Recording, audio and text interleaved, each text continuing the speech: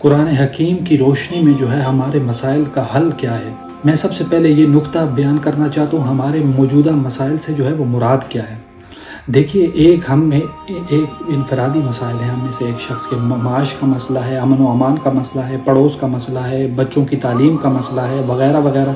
یہ ایک ذاتی مسائل ہیں کہ جن میں ہر شخص جو ہے وہ بہرحال کوئی کسی مشکل میں جو ہے نسبتاً ہر ایک جو ہے وہ اس کے اندر مشغول ہے، مصروف ہے۔ اس طرح ہم اوپر اٹھے تو ہم ایک ملک ہے پاکستان، سلطنت خداداد، مملکت خداداد، اس کے حالات کیا ہیں، اس کے مسائل کیا ہے، اس کی حیثیت کیا ہے، اس کی کیفیت کیا ہے، اس کے حوالے سے بھی ظاہر بات ہے کہ ہم میں سے ہر فرد کی کچھ ذمہ داری بنتی ہے، اس لیے کہ افراد کے ہاتھوں میں ہے اقوام کی تقدیر، ہر فرد ہے ملت کے مقدر کا ستارہ۔ افراد اگر غلط ہو گئے تو قوم کا بیڑا غرق ہوگا۔ قرآن مجید میں بھی بیان کیا گیا ہے، خدا نے آج تک اس قوم کی حالت نہیں بدلی، نہ ہو جس کو خیال آپ اپنی حالت کے بدلنے کا۔ اپنے اندر کی کیفیت کو بدلیں، اپنی روحانی اور نفسیاتی کیفیت کو بدلیں گے، اپنی ذاتی اعمال اور کردار کو بدلیں گے تو قوم کی مجموعی حالت میں بھی کوئی تبدیلی آئے گی۔ لیکن اس سے بھی اوپر کا ایک مسئلہ ہے، ایک بڑی عظیم امت ہے، امت محمد صلی اللہ علیہ وسلم۔ یہ امت آج کے سال میں ہے، اگرچہ اس سے بھی ایک اوپر کی ایک سطح ہے، پوری عالم انسانیت ہے۔ یہ بھی جان لیجئے کہ امت محمد میں شامل ہے پوری عالم انسانیت۔ اسی لیے علماء نے اس کی تقسیم کی ہے۔ ایک ہے حضور کی امت دعوت، جن کی طرف حضور کو بھیجا گیا، وَمَا أَرْسَلْنَاكَ إِلَّا كَافَّةً لِلنَّاسِ بَشِيرًا وَنَذِيرًا، ہم نے نہیں بھیجا ہے اے محمد آپ کو صلی اللہ علیہ وآلہ وسلم مگر پوری نوع انسانی کے لیے بشیر اور نذیر بنا کر۔ البتہ امت اجابت وہ ہے جو اپنے آپ کو جو ہے وہ امتی شمار کرتے ہیں، کہتے ہیں کہ ہم محمد پر ایمان رکھتے ہیں صلی اللہ علیہ وسلم، آپ سے ہمیں محبت ہے، ہم آپ کی تصدیق کرتے ہیں۔ میں ذرا جو چوتھی سطح جو بیان کی ہے اس کو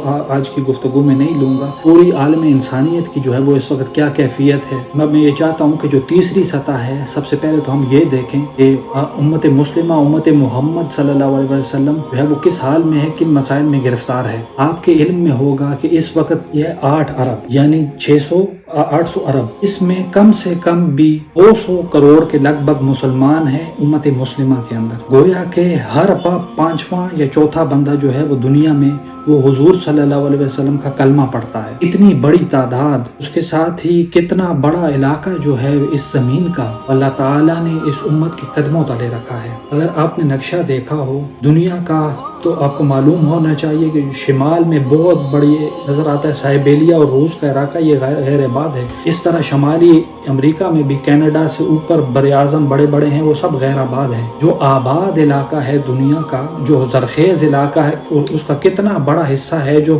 امت محمد صلی اللہ علیہ وسلم کی امت کے قدموں تلے ہے۔ انڈونیشیا، ملیشیا سے چلے آئیے، اس کے بعد کئی مسلمان جو ہے وہ اقلیت میں ہیں تھوڑے بہت، لیکن پھر بنگلہ دیش آتا ہے، بڑی عظیم اکثریت کا ملک ہے۔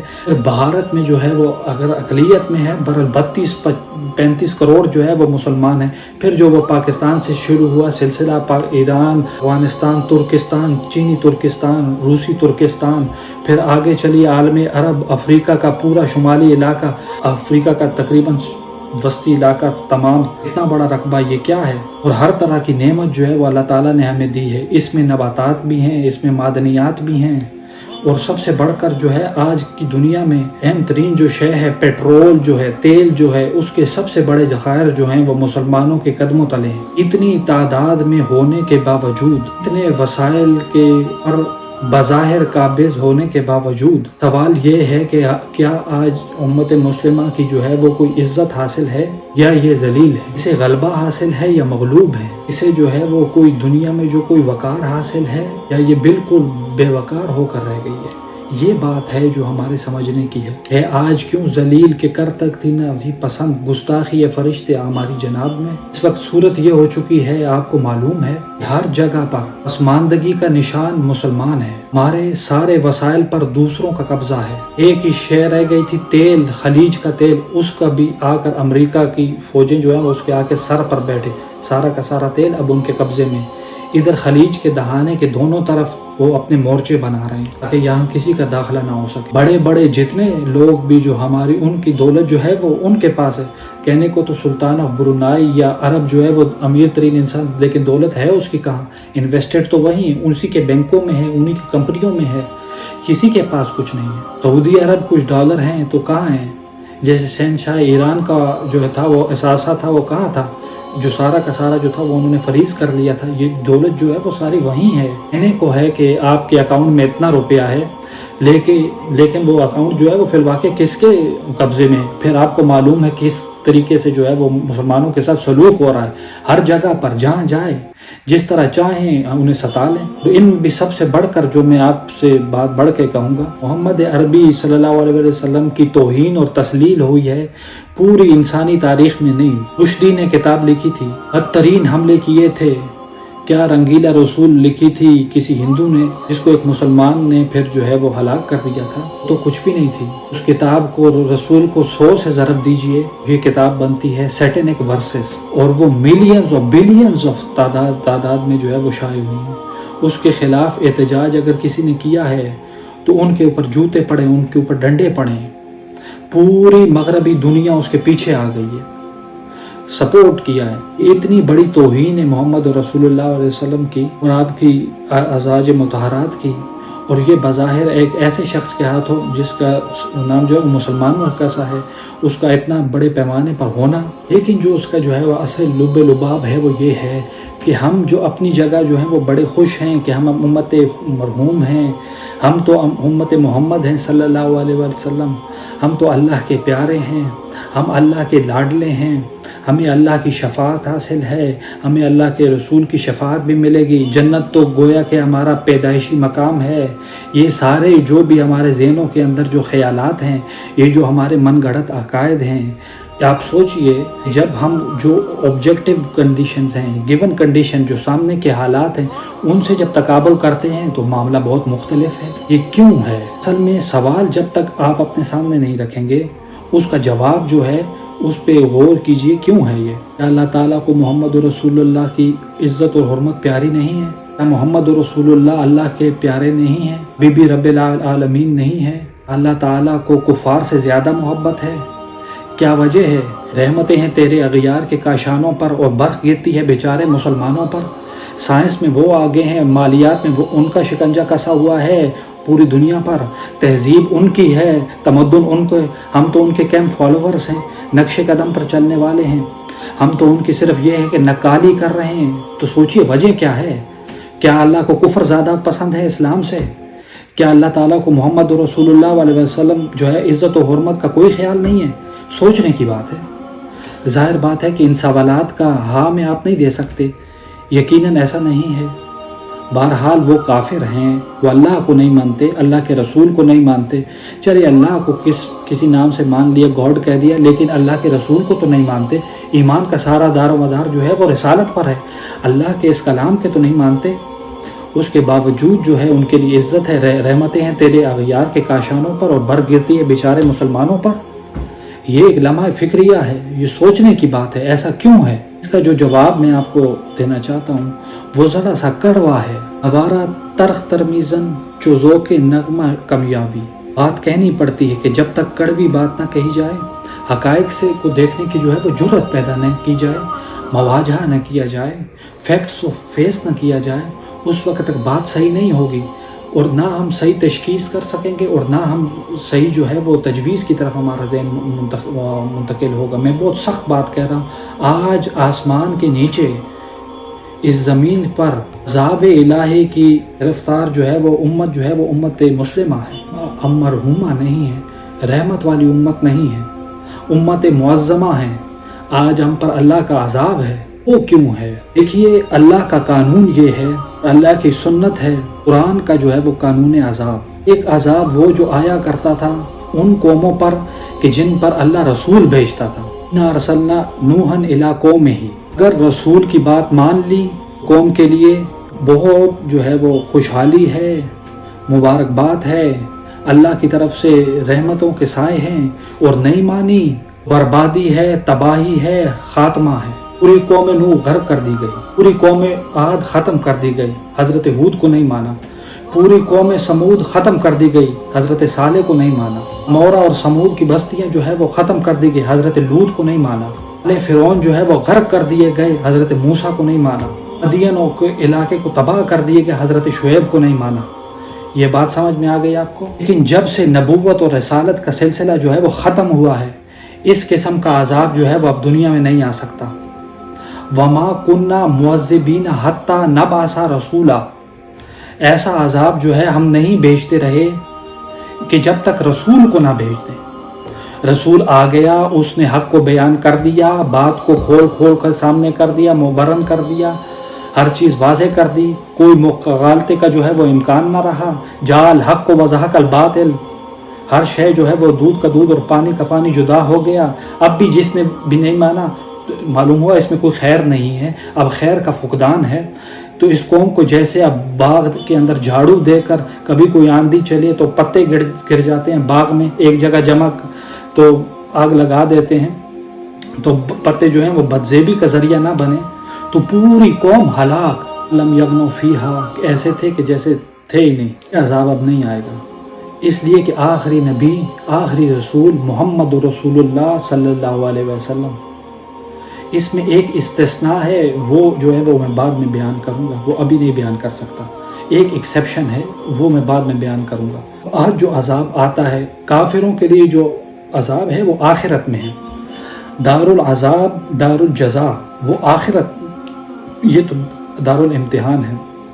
اب جو عذاب آتا ہے وہ اس قوم پر آتا ہے جو ہو تو حامل کتاب الہی، شریعت خداوندی کی کسٹوڈین، اللہ کے رسول کے نام لیوا، اس کے ساتھ عشق کا دعویٰ کرنے والی، عمل اس کے برعکس ہو۔ حالانکہ اللہ نے اگر اسے وہ مقام دیا ہے، اللہ نے اسے وہ جو ہے رسول بھیجا ہے، اسے جو ہے وہ رسول کی امتی بننے کا جو ہے شرف ادا کیا ہے، اسے اپنا کلام دیا ہے، اپنی شریعت دی ہے، کلام دیا ہے، تو کس لیے دی؟ تاکہ اس پہ خود بھی عمل کریں اور دوسروں تک بھی پہنچائیں۔ وہ گویا کہ اس روئے ارضی پر وہ امت جو ہے، وہ قوم جو ہے اللہ کی نمائندہ قوم ہوتی ہے، ریپریزنٹیٹیو ہوتی ہے۔ اے انسانوں، ہمارے پاس ہے تمہارے خالق و مالک و پروردگار کا قانون، ہمارے پاس ہے اس کی ہدایت، ہمارے پاس ہے اس کی کتاب، ہمارے پاس ہے اس کے رسول کا اسوہ۔ آؤ ہماری طرف، ہمیں جانچو، ہمیں پرکھو، ہمیں دیکھو، ہم واقعتاً اسی کتاب کے مطابق اپنی جو ہے وہ زندگی گزار رہے ہیں۔ اس لیے ہم جو کہتے ہیں وہی کرتے ہیں نا، وہی بات تو نہیں، لما تقولون ما لا تفعلون۔ تو دیکھو ہمیں اس کتاب کے مطابق، اللہ کی ہدایت کے مطابق کیسا اچھا معاشرہ بنایا ہے، کیسا انصاف ہے، کیسا امن ہے، کیسا بھائی چارہ ہے، کیسی اخوت ہے۔ آؤ دیکھو ہمارے ہاں دولت کی تقسیم کا نظام کتنا صحیح ہے۔ ایسا نہیں ہے جو کوئی جو ہے وہ کسی کو دولت کی بدہضمی ہو رہی ہو اور کوئی جو ہے وہ بھوکا مر رہا ہو، ایسا نہیں ہے۔ دیکھو ہمارے ہاں انسانی شرافت، انسانی عزت، انسانی پریسٹیج، انسان کے حقوق جو ہے وہ بہتر سے بہتر شکل میں موجود ہیں، حریت ہے، آزادی اظہار رائے ہے، سب کچھ ہے۔ یہ کام اگر وہ امت جو ہے وہ کرے، اس سے زیادہ خوش نصیب جو ہے وہ کوئی نہیں ہے۔ دنیا میں اسے غلبہ ہوگا، دنیا کے خلافت اس کو دی جائے گی، دنیا کی امامت اس کو دی جائے گی، دنیا کی جو ہے وہ قیادت اس کو دی جائے گی۔ ایسے کبھی اقبال نے کہا تھا، سبق پھر پڑھ شجاعت کا، عدالت کا، صداقت کا، لے آئی جائے گا تجھ سے کام جو ہے دنیا کی امامت کا۔ لیکن پھر وہی سبق پڑھنا پڑے گا جو صحابہ اکرام نے پڑھنا پڑا تھا۔ جب صحابہ اکرام نے وہ سبق پڑھا تھا تو دنیا کی امامت جو ہے وہ انہیں عطا کی تھی کہ نہیں کی تھی؟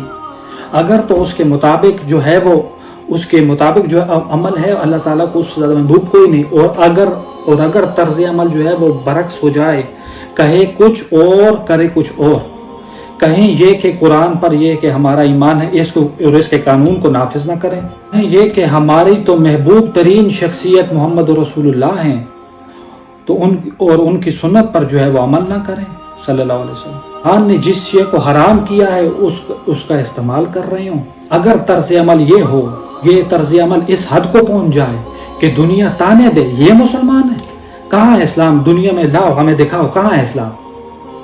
یہ مسلمان کیا اسلام پر کاربند ہیں؟ جارج برنارد شاہ نے کہا تھا کہ جب میں قرآن پڑھتا ہوں تو محسوس کرتا ہوں کہ اس سے بہتر کتاب دنیا میں نہیں ہے، اور جب میں مسلمانوں کو دیکھتا ہوں محسوس کرتا ہوں کہ اس سے زیادہ ذلیل قوم جو ہے وہ دنیا میں کوئی نہیں ہے۔